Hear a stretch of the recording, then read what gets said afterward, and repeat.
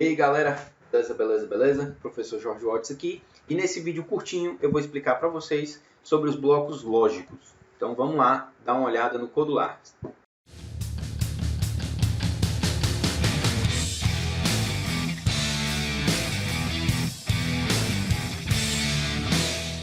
Vamos lá, vou abrir logo aqui meu Codular. Eu criei aqui esse projeto Blocos Lógicos.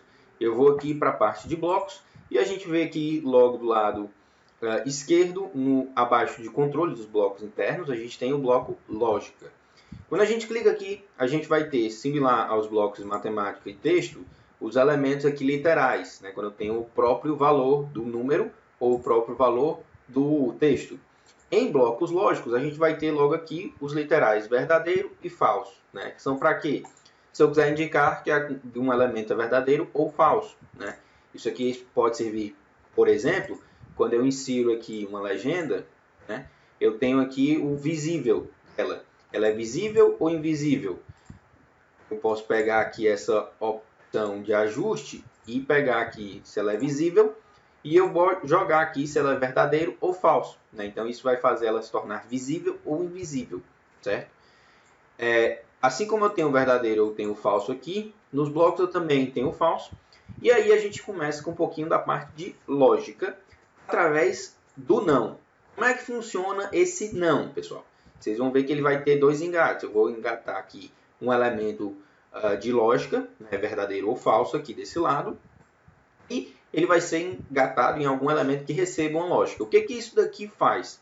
Ele basicamente inverte. Então, se aqui tem dizendo falso, ou seja, se uma coisa não é falsa, o que ela é? Ela é verdadeira. Então, isso aqui vai dizer que o elemento está visível. Da mesma maneira, se eu tiver um elemento aqui verdadeiro, e eu estou dizendo que aquele elemento ele não é verdadeiro, então eu estou dizendo que ele é falso, né? Então isso aqui se tornaria um elemento não visível. O não, ele pode ser inserido quantas vezes eu quiser. Vocês podem ver que eu posso repetir aqui, e não, é a mesma coisa que simplesmente o próprio valor verdadeiro. Se eu boto não é verdadeiro, essa primeira parte vai estar dando o quê? Falso. Não é falso, é o quê? Verdadeiro. Então isso aqui basicamente continuaria sendo verdadeiro. Posso colocar quantos nãos aqui eu quiser. A mesma coisa da multiplicação por menos 1. Um número multiplicado por menos, dá menos. Multiplicado por menos de novo, dá mais. Por menos, mais, menos. Por menos, mais.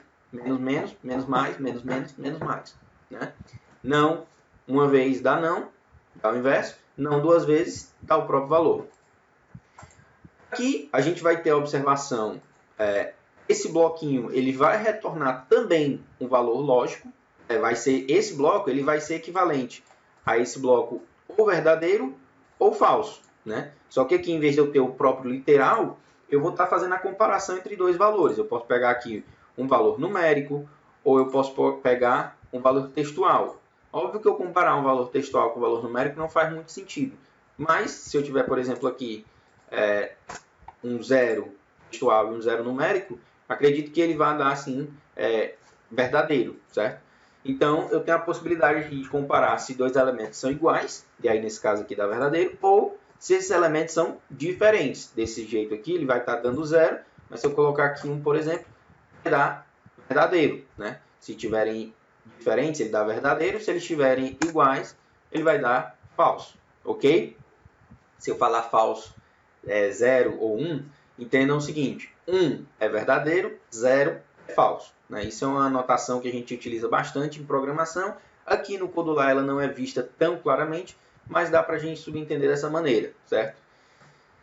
Aí a gente vai ter aqui os elementos de lógica combinacional, que são o I e o OU. Como é que funciona esse I e OU, certo, pessoal? Para quem estuda eletrônica, existe uma parte chamada de lógica booleana, que a gente estuda um pouquinho dessa parte de lógica se, I e OU. Né? E como é que essa lógica I e OU funciona? Esse bloco aqui ele também vai estar retornando um verdadeiro ou falso, mas de que maneira? Aqui eu tenho o primeiro elemento e o segundo elemento, certo? Digamos aqui que eu tenho o elemento, vou utilizar aqui elementos lógicos, certo? Então eu tenho verdadeiro e falso, né? Isso porque eu poderia colocar, por exemplo, essa igualdade aqui ou aqui, né? Supondo que eu estou substituindo essa igualdade por logo literal, eu posso colocar verdadeiro e do outro lado eu vou colocar um falso. O que vai acontecer? Isso daqui vai estar retornando o valor falso. Mas não está verdadeiro aqui no primeiro? É, mas a lógica é a lógica I. Como é que funciona essa lógica I? Eu vou preencher para vocês uma tabela verdade, que é a gente entender quando é que o elemento ele vai ser verdadeiro ou falso, né? No caso, quando eu tenho falso, falso, o 0, 0, na lógica I, os dois estão falsos. Então, o que ele vai retornar? I é falso. Tanto um quanto o outro são falsos, então é falso. Já se eu tiver o primeiro elemento verdadeiro e o segundo elemento falso, mas aqui a lógica é I. Então, ele quer que esse seja verdadeiro e esse seja verdadeiro. Como não são os dois verdadeiros, o que acontece? Ele vai retornando falso também. Se eu tiver invertido, falso e verdadeiro, a mesma coisa. Como não são os dois, não é esse e esse verdadeiros, ele vai estar retornando falso. Ele só vai retornar verdadeiro quando eu tiver verdadeiro e verdadeiro, certo? A lógica aí era dessa forma. Os dois tem que ser verdadeiro para eu poder para o resultado retornar um verdadeiro, ok? Similar a isso, a gente tem a lógica OR. Como é que vai funcionar no caso da lógica OR? Eu vou colocar aqui um falso de um lado e outro falso aqui do outro. Se os dois são falsos, óbvio que o resultado vai dar falso. É falso. Mas se eu tiver, por exemplo, o primeiro elemento verdadeiro, já passa a ser verdadeiro. Por quê? Porque ou um ou outro tem que ser verdadeiro, né? Então, se o primeiro elemento for verdadeiro, pronto, o resultado disso aqui já dá verdade. Se os dois elementos forem verdade, o que vai acontecer? Verdade também. Ou um ou outro, se os dois forem, ainda é verdade, certo? Então, essa lógica ela vai servir dessa maneira.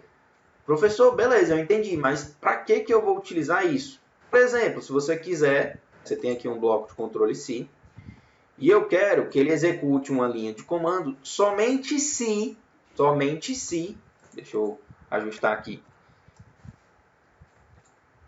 Opa, vou usar a lógica ou não, vou usar a lógica I. Só que em vez de eu utilizar aqui os literais, eu vou colocar um valor de comparação. Eu vou pegar aqui a comparação numérica, certo?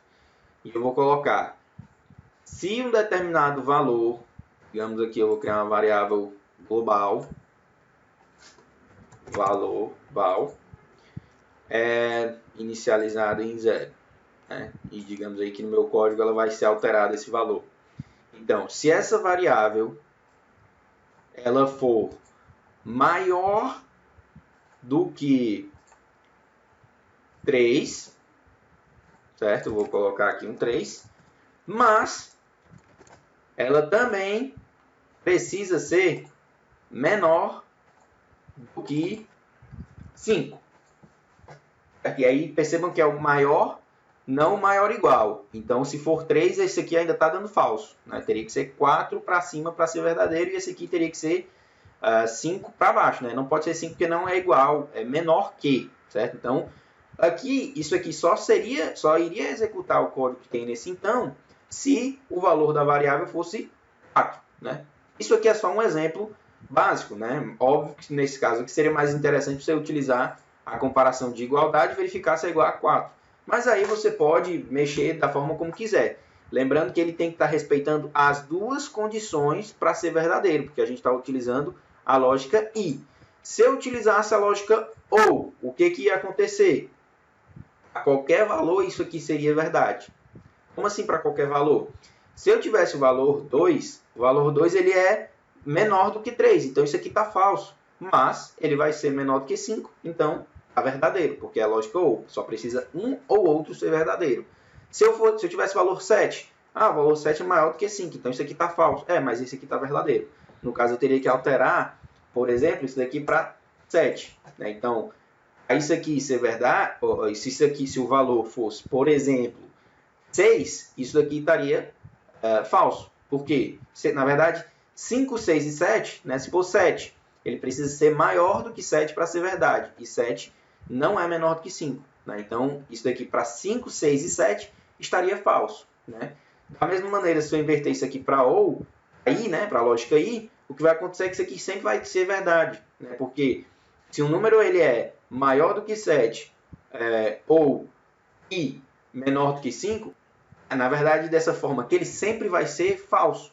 Se eu alterar aqui para o I, a gente vai ter que dessa forma sempre vai ser falso, né? Por quê? Porque não existe nenhum número que seja maior do que 7 e ao mesmo tempo seja menor do que 5. Né? Não existe.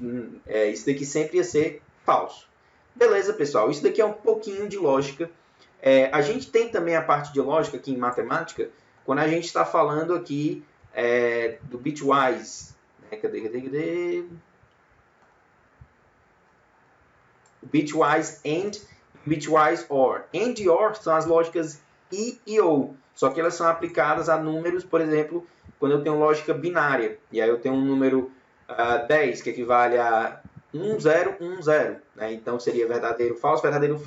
E aí ele compara com outro número. E aí ele vai ter um resultado que vai ser verdadeiro, falso. Ou no caso, ele vai comparar se todos são falsos ou todos são verdadeiros. Tem pelo menos um que seja verdadeiro.